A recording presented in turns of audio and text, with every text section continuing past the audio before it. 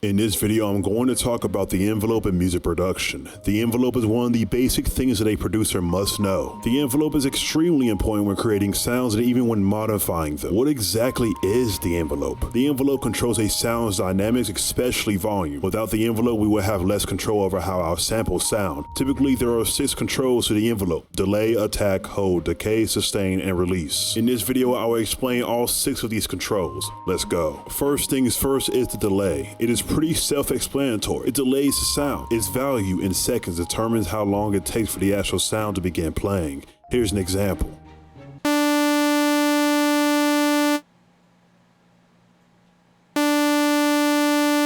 The second control is the attack. The attack is the time it takes for the sound to reach its maximum volume. The unit of time is usually seconds. The higher the attack, the more time it takes for the sound to reach its full volume. It is important to note that as time goes, the sound progressively gets louder. Here are examples.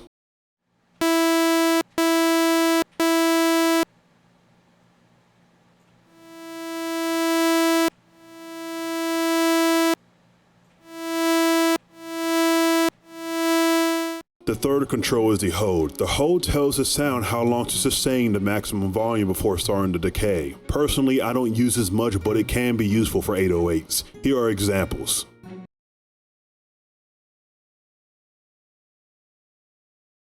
The fourth control is decay. The decay in seconds tells the sound how long it'll take to reach the sustain, which I'll explain next. The decay is very similar to the hold. The only difference is that the hold sustains at a constant volume while the decay gradually decreases in volume. Here's an example, and here's a demonstration of the difference between hold and decay.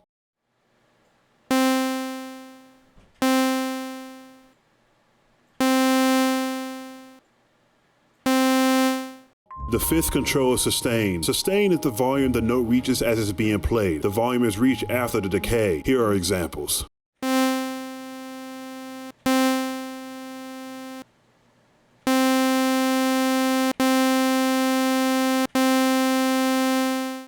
The sixth and final control is the release. The release in seconds tells the sound how long it'll take to reach volume 0 after the note has been released. The longer the release, the more dragged out the sound will be even when you release a note. Here are examples.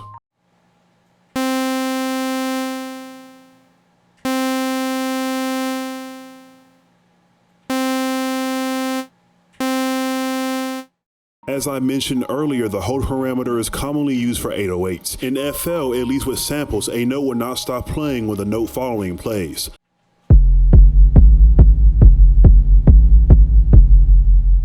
Thus, this causes muddiness and the two notes fight in terms of frequency. There are 2 ways to fix this. One will be to right-click the channel in the channel rack, then hit the cut itself button. This will make it where if one note is still playing and another one plays, the first note will be silenced as the other then plays. Here's a demonstration.